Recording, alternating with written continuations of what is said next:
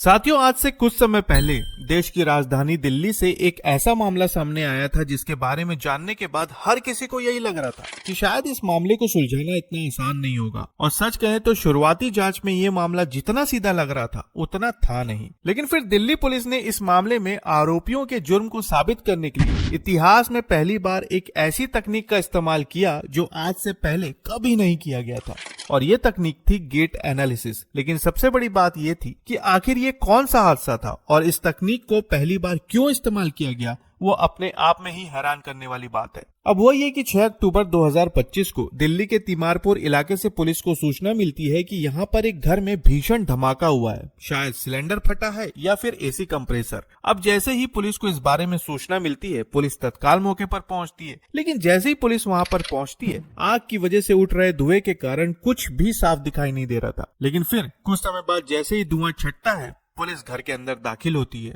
और फिर घर के अंदर दाखिल होने के साथ ही अचानक उनके सामने एक ऐसा दृश्य आता है जिसे देखकर वो भी सन्न रह जाते हैं। घर के अंदर एक व्यक्ति का जला हुआ शव पड़ा था जो बेहद बुरी स्थिति में था। और सच कहें तो पहली नजर में समझ पाना मुश्किल था कि आखिर ये हादसा हुआ कैसे। शुरुआती जांच में ऐसे ही लग रहा था कि शायद सिलेंडर फटने की वजह से या एसी कंप्रेसर के फटने की वजह से ये हादसा हुआ है। लेकिन पुख्ता तौर पर नहीं कहा जा सकता था कि आखिर आग लगी कैसे। अब इसी बात की पुलिस जांच कर रही थी और फिर जांच के दौरान उन्होंने सबसे पहले पूरे कमरे को सील किया। और फिर घर के अंदर पुलिस को वहां से जला हुआ बिस्तर मिला, जले हुए कपड़े मिले और राख में तब्दील हुआ कुछ सामान मिला। लेकिन इसके अलावा पुलिस को अपनी जांच के दौरान कुछ ऐसी चीजें भी दिखी जो सामान्य आग की घटना से मेल नहीं खा रही थी, क्योंकि उस कमरे में सामान इधर उधर बिखरा हुआ था, जिसे देखकर यही लग रहा था कि ये कोई आम मामला नहीं है। अब इसके आगे पुलिस अपनी जांच को आगे बढ़ाती है और सबसे पहले शव को अपने कब्जे में लेती है और पीएम के लिए भेज देती है। वहीं दूसरी तरफ फॉरेंसिक टीम भी साक्ष्य जुटाने में लग जाती है। लेकिन इसके कुछ समय बाद जैसे ही पीएम रिपोर्ट सामने आती है तो ये पूरा का पूरा केस ही पलट जाता है। मीडिया खबरों के अनुसार जब पीएम रिपोर्ट सामने आई तो पता चला कि जब आग लगी तब उस समय व्यक्ति जीवित या बेहोशी की हालत में था, क्योंकि उसके फेफड़े में धुएं के अवशेष पाए गए थे। पीएम रिपोर्ट के सामने आने के बाद ये समझ में आने लगा कि ये पूरी घटना कोई हादसा नहीं बल्कि इसके पीछे जरूर कोई गहरी साजिश छुपी हुई थी। अब इस गुत्थी को सुलझाने के लिए पुलिस सबसे पहले आसपास लगे सीसीटीवी कैमरों की फुटेज खंगालती है और साथ ही ये भी पता चलता है कि मरने वाला व्यक्ति रामकेश मीणा था, जो दिल्ली में रहकर यूपीएससी की तैयारी कर रहा था। और आज से कुछ समय पहले ही वो एक आईएएस बनने का सपना लिए दिल्ली आया था और लगातार इसी कोशिशों में लगा हुआ था। अब इसके बाद जैसे ही सीसीटीवी कैमरे की फुटेज सामने आती है, तब एक फुटेज में 5 अक्टूबर की रात को आग लगने से ठीक पहले उसी घर से 3 लोग बाहर जाते हुए दिखाई देते। हैरानी की बात यह थी कि ये तीनों के तीनों मास्क पहने हुए थे और इन्हें पहचानना इतना आसान नहीं था। अब पुलिस उस फुटेज की जांच में लग जाती है और आसपास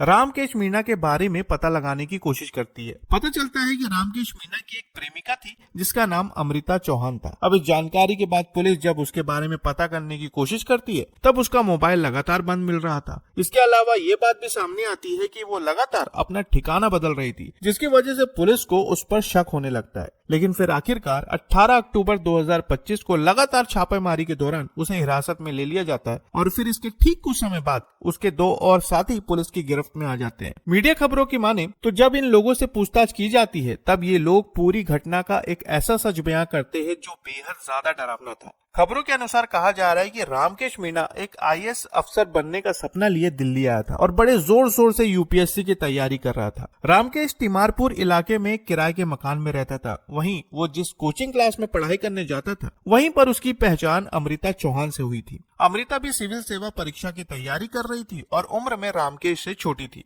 अब धीरे धीरे दोनों में बातचीत बढ़ी और फिर दोनों एक दूसरे से प्यार करने लगे। लेकिन फिर इसके कुछ समय बाद दोनों ने साथ में रहने का फैसला कर लिया और अगस्त के महीने में दोनों एक ही मकान में साथ रहने लगे। लेकिन फिर यहीं से कहानी एक अलग मोड़ ले लेती है। पुलिस जांच और चार्जशीट के मुताबिक साथ रहने के दौरान दोनों के बीच संबंध बने और कहा जा रहा है कि दोनों संबंध बनाते वक्त अपनी वीडियो रिकॉर्ड करते थे। हालांकि उस वक्त इन्हें इस बात का बिल्कुल भी अंदाजा नहीं था कि यही रिकॉर्डिंग आगे चलकर इस मामले में सबसे बड़ा विवाद बन जाएगी। और फिर इन दोनों का किस्सा ऐसा ही चलता रहा। लेकिन फिर कुछ समय बाद अमृता रामकेश से सारी वीडियो और फोटो डिलीट करने की डिमांड करने लगी और रामकेश ने ऐसा नहीं किया। लेकिन फिर इसी बात को लेकर दोनों के बीच लड़ाई झगड़े होने लगे। अब आए दिन इसी बात को लेकर दोनों के बीच विवाद होता रहता, जिसके बाद अमृता रामकेश से दूर होने लगी और उसकी नजदीकियां अब अपने पूर्व प्रेमी सुमित कश्यप से दोबारा बढ़ गई और फिर धीरे धीरे अमृता रामकेश से पूरी तरह से दूर हो गई।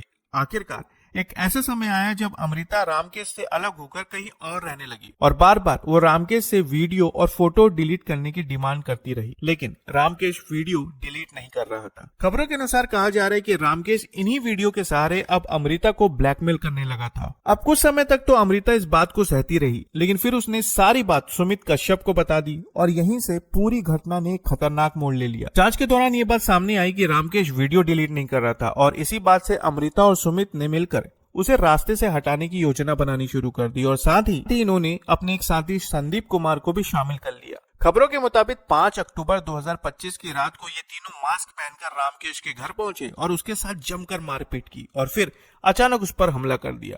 अब इस घटना को हादसे का रूप देने के लिए इन लोगों ने रामकेश के ऊपर तरह तरह के ज्वलनशील पदार्थ डाले ताकि ऐसा लगे कि शॉर्ट सर्किट की वजह से घर में आग लगी थी और फिर आग लगाने के बाद ये सभी के सभी घर से बाहर निकल गए। इसके बाद अमृता ने मेन डोर की जाली तोड़कर दरवाजे को अंदर से लॉक कर दिया ताकि ऐसा लगे कि घर पर कोई आया ही नहीं। हालांकि ये तीनों तो पकड़े जा चुके थे, लेकिन अदालत में ये साबित करना भी जरूरी था कि सीसीटीवी कैमरे में दिख रहे ये तीनों लोग अमृता, सुमित और संदीप ही हैं। और इसके लिए दिल्ली पुलिस ने पहली बार इस केस में गेट एनालिसिस तकनीक को अपनाने का फैसला किया। इस तकनीक का इस्तेमाल करने के लिए पुलिस ने गुजरात से फॉरेंसिक विशेषज्ञों को बुलाया और घटनास्थल के आसपास लगे 5 अलग अलग सीसीटीवी कैमरों की फुटेज का बारीकी से अध्ययन किया। इस दौरान उन्होंने संदिग्धों के चलने के तरीके, कदमों की लंबाई, पैरों और हाथों की हरकत और पूरे मूवमेंट पैटर्न का विश्लेषण किया। फिर पुलिस ने पकड़े गए आरोपियों का रिक्रिएट वीडियो तैयार किया और उसे विशेष सॉफ्टवेयर के जरिए घटना के समय की फुटेज से मिलाया गया और आखिरकार इन सभी की चाल एक जैसी पाई गई, जिससे ये साबित हो गया कि सीसीटीवी में दिखने वाले संदिग्ध वही लोग थे जिन्हें पुलिस ने हिरासत में लिया था। इसके साथ ही पुलिस ने डिजिटल और तकनीकी सबूतों की भी एक पूरी कड़ी तैयार की। चार्जशीट के मुताबिक अमृता घटना के समय सोशल मीडिया के जरिए अपने साथियों के संपर्क में थी और उन्हें ये जानकारी दे रही थी कि रामकेश घर पर अकेला है। वहीं कमरे में लगे जले हुए एयर कंडीशनर की जांच भी तकनीकी विशेषज्ञों से कराई गई, जिन्होंने ये स्पष्ट किया कि आग किसी तकनीकी खराबी की वजह से नहीं लगी थी। जांच आगे बढ़ी तो ये भी सामने आया कि आरोपियों ने वारदात के बाद छिपने के लिए दक्षिण दिल्ली के छतरपुर इलाके में पहले से एक मकान किराए पर ले रखा था, जिससे ये साफ हो गया कि पूरी घटना पहले से योजनाबद्ध थी। इस पूरे मामले की जांच तिमारपुर थाने की पुलिस टीम ने की। जांच के दौरान पुलिस ने 55 गवाहों के बयान दर्ज किए और अतः 813 पन्ने की विस्तृत चार्जशीट अदालत में दाखिल की गई। अब यह मामला न्यायिक प्रक्रिया के तहत अदालत के समक्ष है और आगे की कार्रवाई अदालत के निर्णय पर निर्भर करेगी। तो साथियों, ये था दिल्ली के तिमारपुर की वो घटना जिसने हर किसी को चौंका कर रख दिया। आप इस पूरे मामले पर क्या कहना चाहेंगे कमेंट में जरूर बताएं और नई खबरों के लिए चैनल को सब्सक्राइब करना ना भूलें। तो फिर मिलते हैं बिल्कुल एक नई खबर के साथ, तब तक के लिए आपका बहुत बहुत धन्यवाद।